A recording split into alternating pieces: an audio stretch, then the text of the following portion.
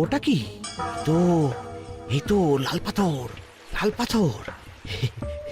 ওরা অনেকটা এগিয়ে গেছে, ওদের আমার দিকে নজর নেই। এই সুযোগ, এই সুযোগ, একা একা গুপ্তধন নিয়ে পালাবো। আহ, এ, এ।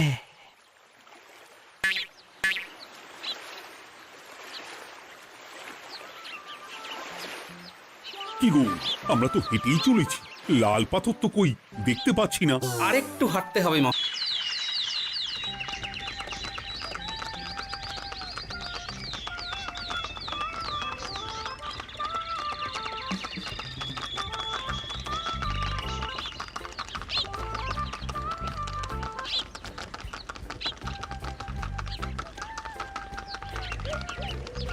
অনেক দিন পর বেশ লাগছে বন ভ্রমণ। মাঝে মাঝে কাজের ফাঁকে এইসব জায়গায় এলে মন খুব ভালো লাগে। শুদ্ধ বাতাস, মাটির সোনা গন্ধ, পাখির কলতান, আহা।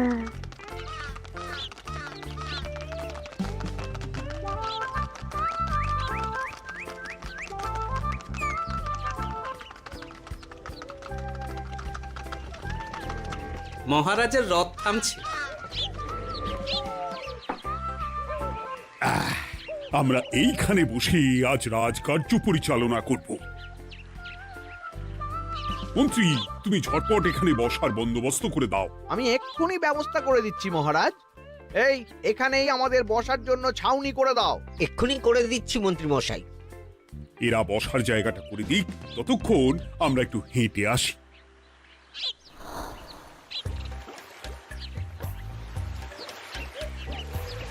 সকালবেলা হাঁটা শরীরের পক্ষে খুব ভালো মহারাজ।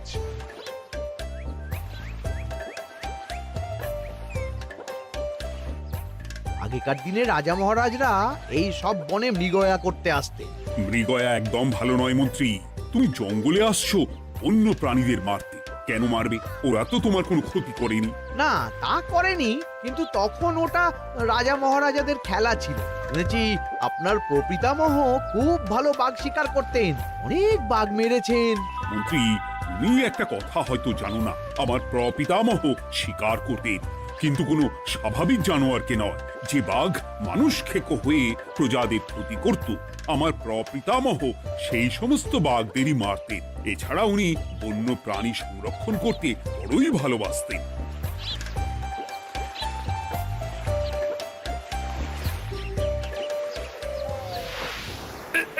উফ, এটা আবার কি? এই এটা আবার কোথা থেকে উড়ে এলো? কোথাও তো ঝড় হাওয়া কিছুই নেই।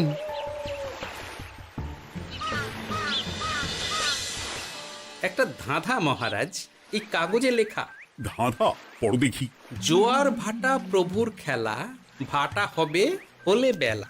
ভাটা হলেই দেখা যাবে লাল রঙের এক পাথর পাবে। নদীর ধারে গর্ত করে যত্নে সাজাই কলস ভরে। হেথায় হোথায় ছড়িয়ে যাহা, অন্ধকারে জলে তাহা। ঢুকলে চক্ষু ঝলসে যাবে, হাতের কাছে ঘন্টা পাবে। ঠিক ঘন্টা বাজলে পরে পড়বে ঝরে থরে থরে। ঘন্টা যদি হয় ভুল, যেন তুমি হারাবে কুল। ঠিক ঘন্টা চিনতে হলে নকশা দেখো চক্ষু খুলে। সিন্দুক দেওয়ালে হাত দাও, আসল ঘটনা জেনে নাও। ওরে বাবা, খুব দীর্ঘ ধাঁধা। তা মন্ত্রী, তুমি কিছু বুঝলে? এটা একটা গুপ্তধনের নকশা। এর মধ্যে গুপ্তধন কোথায় আছে তার একটা ধারণা দেওয়া আছে। গুপ্তধন? ওটা আমাকে পেতেই হবে, পেতেই হবে। দেখি দেখি, একবার কাগজটা দাও। গোপাল, কাগজটা আগে আমার হাতে দাও, দেখি ভালো করে। এখন নদীতে জোয়ার চলছে গোপাল। একটু পরেই ভাটা শুরু হবে। হ্যাঁ, ভাটা না হলে কিচ্ছু বোঝা যাবে না। এখানে স্পষ্ট লেখা আছে, ভাটা হলেই দেখা যাবে লাল রঙের এক পাথর পাবে। তার মানে আমাদের ভাটা হওয়া পর্যন্ত অপেক্ষা করতে হবে। না, সময় নষ্ট না করে ধাঁধাটার সমাধান করতে শুরু করি। ভাটা হলে একটা লাল রঙের পাথর দেখা যাবে, এই পর্যন্ত পরিষ্কার আছে। বুঝতে হবে ওর পর থেকে। পড়ো গোপাল, চলো আমরা সবাই বুদ্ধি লাগাই। নদীর ধারে গর্ত করে যত্নে সাজাই কলস ভরে। এটার অর্থ ধাঁধাটা মাথায় বসিয়ে নিয়েছি, এবার কে কি বলবে সেটা শুনতে হবে। চলো গোপাল, আমরা ধাঁধা যেমন যেমন বলেছি তেমন তেমন ভাবেই চলি। চলুন মহারাজ, এখন আমাদের দেখতে হবে লাল পাথর। কোথায় আছে লাল পাথর? চলো চলো সবাই, চোখ কান খুলে আমরা নদীর পাড় ধরে হাঁটি। আমি একটু তফাতে হাঁটি। গুপ্তধন আমাকে একা পেতে হবে। ভাটা হলেই দেখা যাবে লাল রঙের এক পাথর পাবে। আমাকে চোখ কান খোলা রাখতে হবে। লাল পাথর, নদীর চড়ায় লাল পাথর দেখতে হবে। লাল পাথর, লাল পাথর। ওটা কি? তো এই তো লাল পাথর, লাল পাথর। ওরা অনেকটা এগিয়ে গেছে, ওদের আমার দিকে নজর নেই। এই সুযোগ, এই সুযোগ, একা একা গুপ্তধন নিয়ে পালাবো।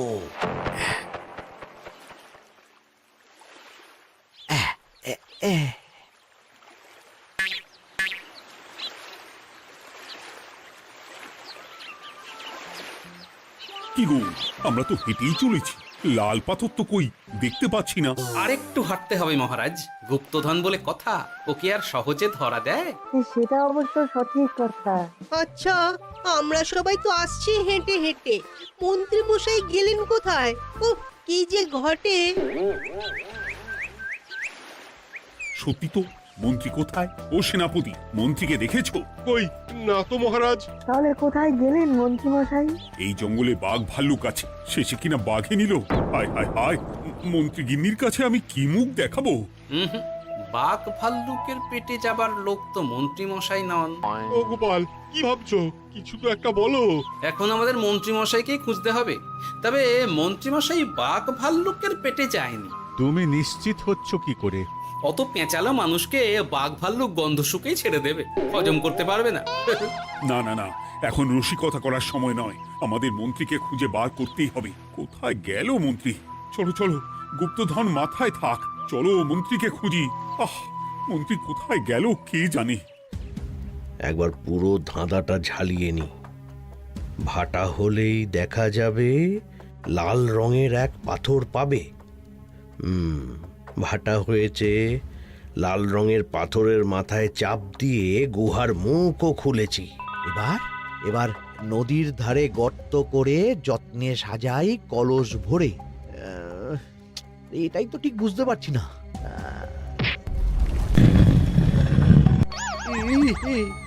এই রে, এবার কি হবে? হ্যাঁ মহারাজ, কোথাও একটা আওয়াজ হলো। এই, আওয়াজটা কোন দিক থেকে হলো? চলুন সামনে এগিয়ে যাই। আমার মনে হয় আওয়াজটা সামনের দিক থেকে এলো। আমারও তাই মনে হলো। তবে কি মন্ত্রী মশাই লাল পাথরের হদিশ পেয়ে গেছেন? আমাদের চোখে পড়লো না, অথচ মন্ত্রী মশাইয়ের চোখে পড়ে গেল। আসলে আমরা কথা বলতে বলতে গেছি, তাই নজরে পড়েনি। মন্ত্রী মশাই একা একা আমাদের পেছন পেছন আসছিলেন। উনি ইচ্ছে করেই আমাদের পেছনে পেছনে আসছিলেন। নিজে একা গুপ্তধন নিয়ে যেতে চেয়েছিলেন, এখন কোথায় আছেন কে জানে।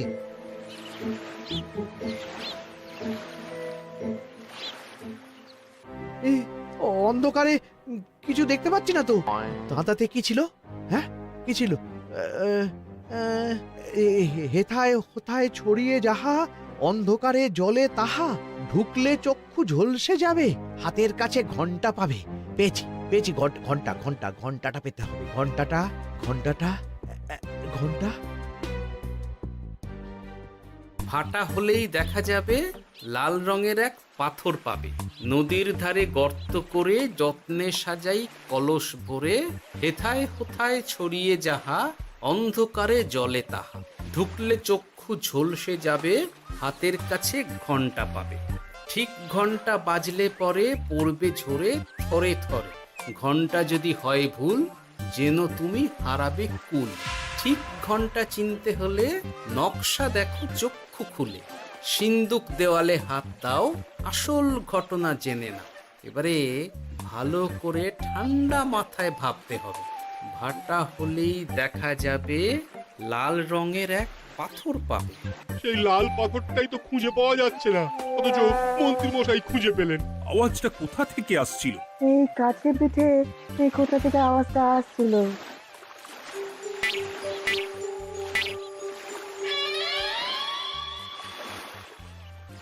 এই তো এটাই মনে হয় সেই লাল পাথর। একটু নাড়িয়ে চাড়িয়ে দেখি তো কিছু হয় কিনা।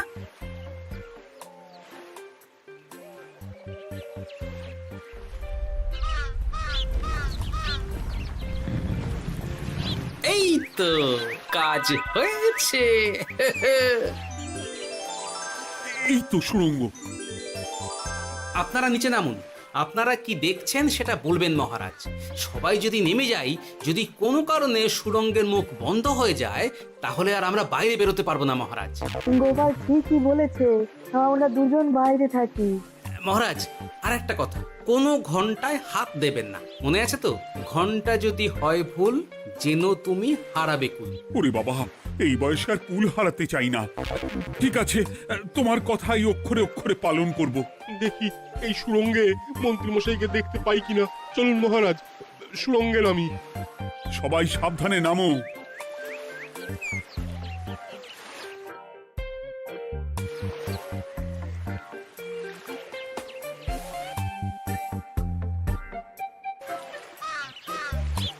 মহারাজ, ওখানে কি কি দেখতে পাচ্ছেন?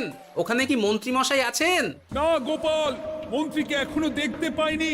শুধু আমি এখানে অজস্র পাথর দেখতে পাচ্ছি। পাথরে পাথরে ছয়লাভ, ছোট বড় অজস্র। পাথরগুলো বড় অদ্ভুত, কিরকম কিরকম মানুষ মানুষ গড়ন। লম্বা বেঁটে হরেক রকম। মানুষ মানুষ গরম, সেটা কি রকম? আর কিছু? কোনো কলসি কি দেখতে পাচ্ছেন? কলসি তো দেখতে পাচ্ছি না।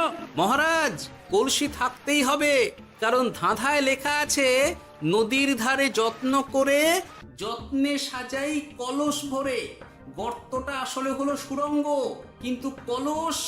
মহারাজ, মহারাজ, এইদিকে এইদিকে একটা কলসের মতো কি যেন আছে। এইদিকে আসুন, এদিকে এদিকে।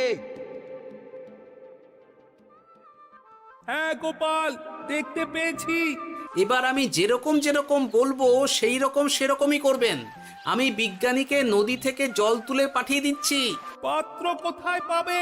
আমাদের জল খাবার যে পাত্র আছে সেটা আনতে লোক পাঠাচ্ছি। ঠিক আছে। শুধু একটা কথা বলছি, আপনারা কেউই সুড়ঙ্গের ভেতরে কোনো কিছুতে হাত দেবেন না। কেন গোপাল? সব পরে বলবো, এখন আমি যা বলছি সেটা শুধু মনে রাখুন। সুড়ঙ্গের ভেতরে কিছুতে হাত দেবেন না। ঠিক আছে। প্রহরী, তুমি যাও, যেখানে আমাদের বসবার আয়োজন করা হয়েছে সেখানে গিয়ে একটা জলের পাত্র নিয়ে নদী থেকে জল ভরে নিয়ে এসো। গোপাল, মন্ত্রী মশাই কোথায় গায়েব হয়ে গেলেন? কোথাও গায়েব হয়ে যাননি বিজ্ঞানী, কোথাও গায়েব হয়ে যাননি উনি। উনি ওই সুড়ঙ্গের ভেতরেই আছেন। কিন্তু কেউ তো ওনাকে দেখতে পাননি। সম্ভবত পাথর হয়ে আছে। এখন কিভাবে পাথর হয়েছেন সেটা তো আমি বলতে পারবো না। সবটাই স্বপ্নের মতো লাগছে। ঠিক যেন স্বপ্নের মতো লাগছে। এই জীবনে সুড়ঙ্গ দর্শন হয়ে গেল। আমাদের পাতাল প্রবেশ। পাতালে আসিয়া আমি মনে মনে বলি, গুপ্তধন নিয়ে আমরা যেন সৎ পথে চলি। তোমার এখনো কাব্য আসছে সভাকবি? আসছে মানে কাব্যের সাথে আছে রোমাঞ্চ, করছে গা শীত, হচ্ছি আমি অধীর। মহারাজ, জল দিয়ে বিজ্ঞানীকে পাঠাচ্ছি। কি করতে হবে বিজ্ঞানীকে সব বলে দিয়েছি। তুমি ভেতরে আসবে না? আসবো ঠিক সময়ে। এখন আমি যেমন যেমন বলবো আপনি ঠিক তেমন তেমন করবেন। ঠিক আছে। বিজ্ঞানী, যেমন যেমন বললাম ঠিক তেমন তেমন ভাবে কলসিকে জল দিয়ে পরিষ্কার করবে। মনে রেখো, ধাঁধায় আছে কলসি সাজাই যতন কর। তুমি একটা কথা মনে রেখো বিজ্ঞানী, কোথাও হাত দিও না কিন্তু। ঠিক আছে গোপাল, তোমার উপস্থিত বুদ্ধির তুলনা নেই। আমি যাচ্ছি গোপাল। সাবধানে সাবধানে। মহারাজ, বিজ্ঞানী যাচ্ছে। সাবধানে নামো, সাবধানে। মহারাজ, এই কলসিটা কোথায়? ওই তো, একটু সাবধানে যাও।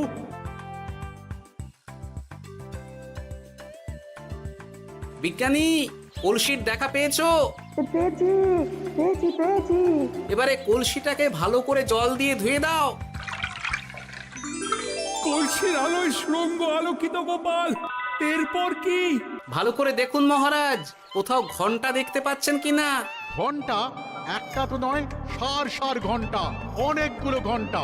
সাবধান, ঘন্টায় হাত দেবেন না, শুধু দেখুন।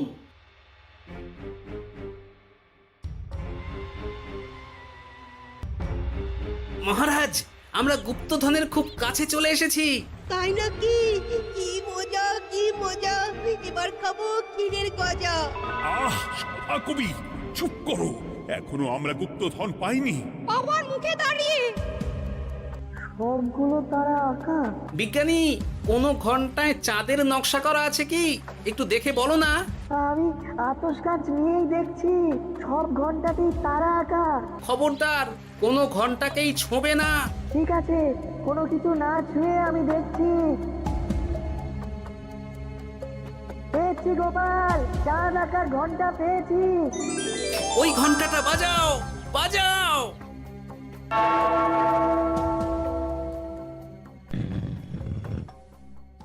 গুপ্তধন পেয়েছেন মহারাজ? বাঁচাও বাঁচাও বাঁচাও। বাঁচান মহারাজ, বাঁচান বিজ্ঞানী, মহারাজ, মন্ত্রীর গলা পাচ্ছ না? মহারাজ, আমি পাথর হয়ে আছি, আমাকে মানুষ করুন মহারাজ। তুমি তো মানুষই ছিলে, হঠাৎ করে পাথর হলি কেন? মহারাজ, গুপ্তধন পেয়েছেন? পেয়েছি, তার সাথে মন্ত্রীকেও পেয়েছি।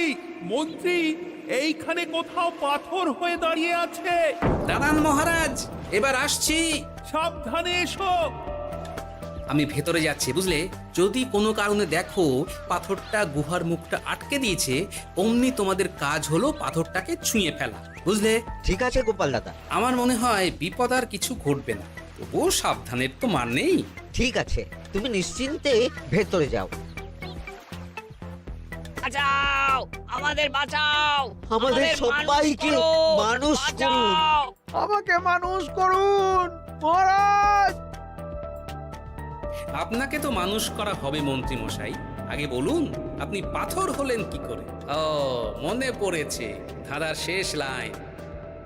সিন্দুক দেওয়ালে হাত দাও, আসল খবর জেনে নাও। সত্যি গোপাল, তুমি না থাকলে এই এত কিছু আমাদের সবার কাছে অজানাই থেকে যেত।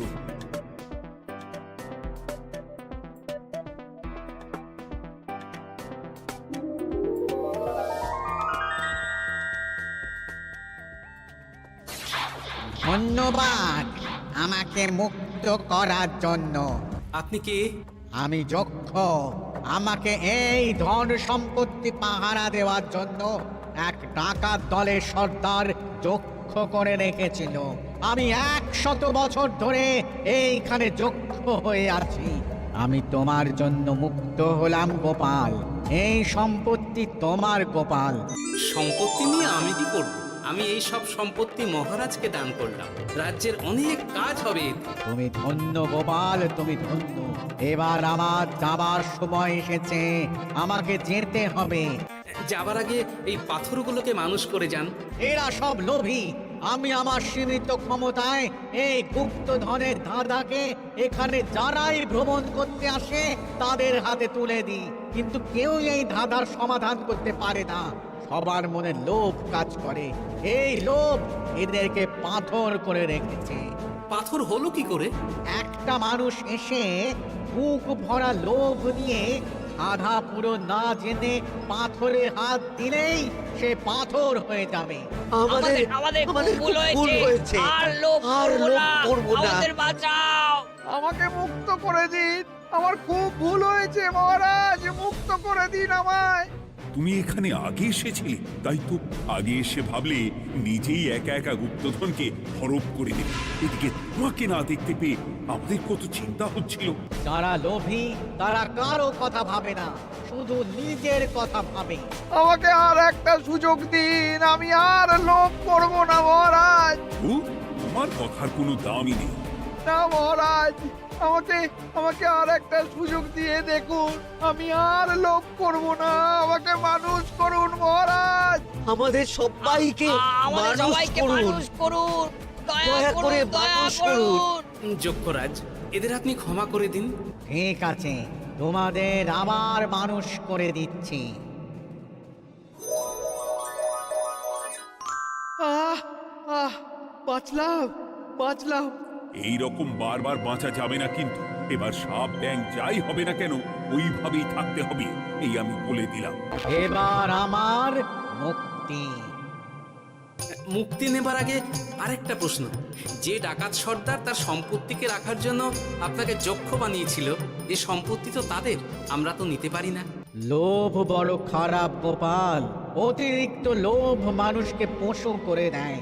ওই ডাকাত দল এই সম্পত্তির জন্য সবাই কাটাকাটি করে মরে গেছে, কেউ আর বেঁচে নেই। সুতরাং এই সম্পত্তিতে তোমার অধিকার আছে, এই সম্পত্তি তুমি গ্রহণ করো। নিলাম আমি, কিন্তু এই সম্পত্তি মহারাজকে আমি দান করলাম।